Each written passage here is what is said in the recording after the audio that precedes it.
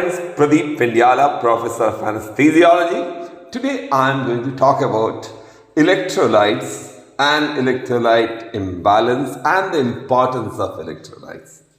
Friends, the daily maintenance requirement for an adult is approximately 1.5 to 2.5 liters of water, 50 to 100 milliequivalents of sodium, 50 to 100 grams of glucose, and 40 to 80 milliequivalents of potassium.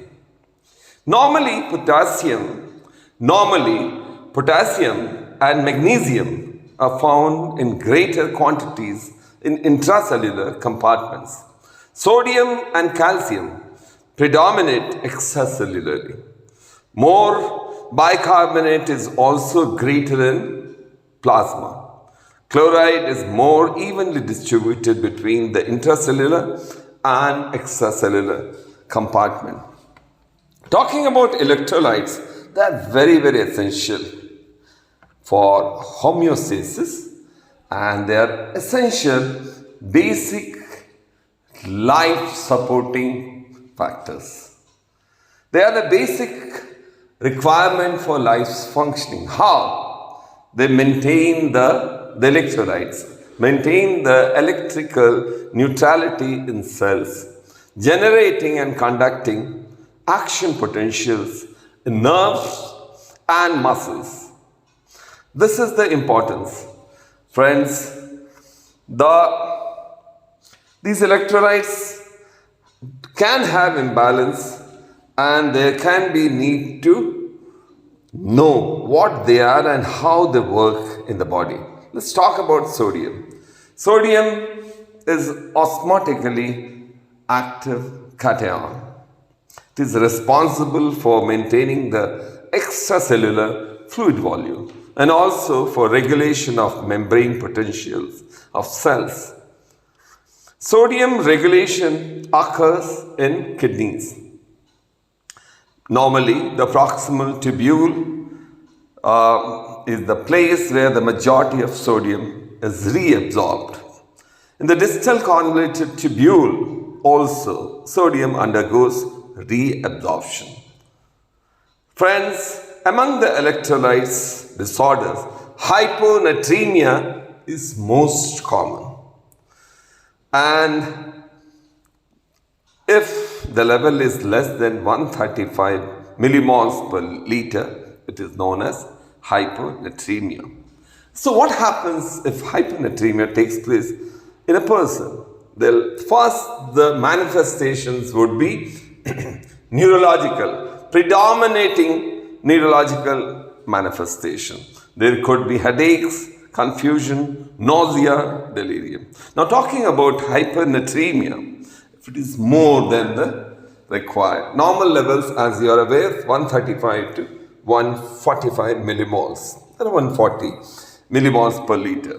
If it is more than 145 millimoles per liter, the sodium is known as hyponatremia. The symptoms of hyponatremia could be restlessness, sleep disorder, and predominating tachypnea. So, I'm talking about potassium. Potassium is mainly intracellular.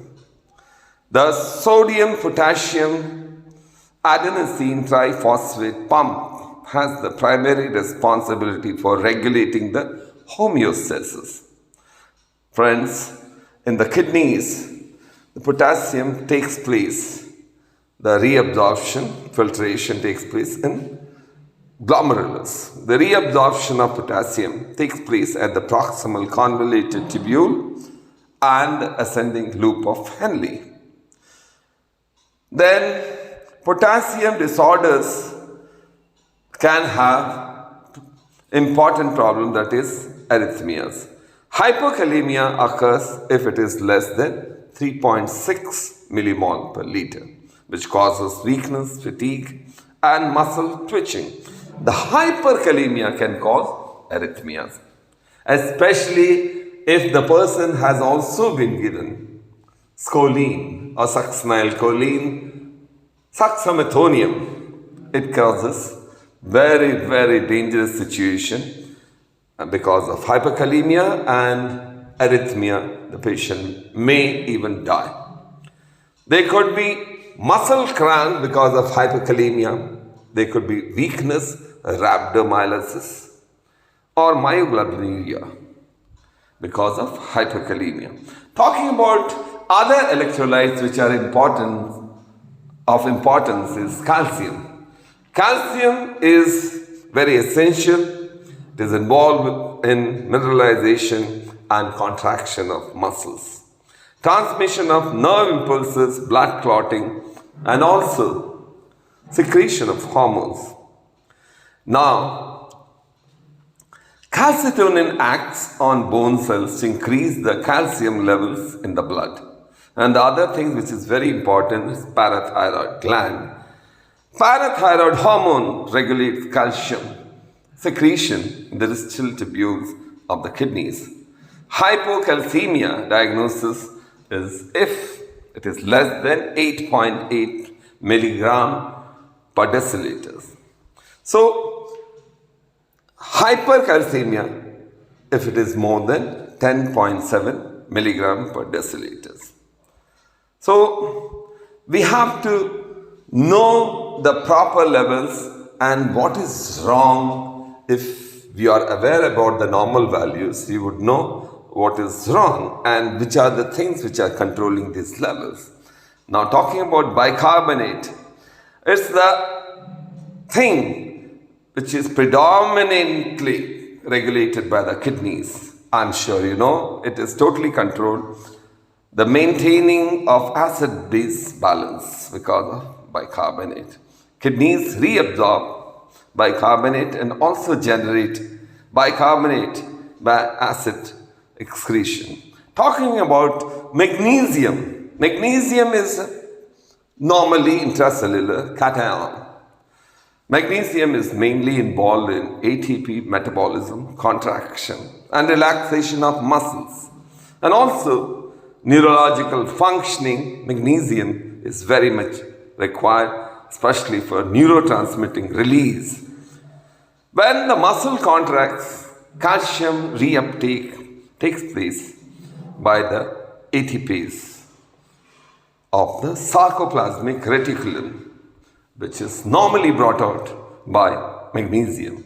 Hypomagnesia is hypomagnesemia if it is less than 1.46 milligram per deciliter. It happens normally in people who are alcoholics or have gastrointestinal disorders. That can lead to ventricular arrhythmia. One thing which is very important for an examiner is invariably they do talk about this. Torsade de Pointes. Torsade de Pointes is the French word. Torsade de Pointes causes ventricular arrhythmia, and it is caused exclusively because of hypomagnesemia. That you should not forget. And talking about chloride, it's an anion found predominantly extracellular. Now, hyperchloremia can occur due to gastrointestinal bicarbonate loss. It's very interesting. Hypochloremia normally occurs because of vomitings, and hyperchloremia occurs because of diarrhea. Please don't forget that. And talking about phosphorus. Phosphorus is an extracellular cation. And it's again very important in adenosine triphosphate and nucleotides. Metabolic intermediate component is phosphorus. Phosphate is regulated spontaneously by calcium through parath hormone as well as calcitonin. The kidneys are the places where the phosphorus is excreted. Phosphorus imbalance can result due to dietary intake, gastrointestinal disorders or by the problems of the kidneys. I hope I have tried to explain electrolyte imbalance and its importance to us in a nutshell. Thanks for patient listening. I'm signing off for tonight. Until next time, take care. Goodbye. Bye bye.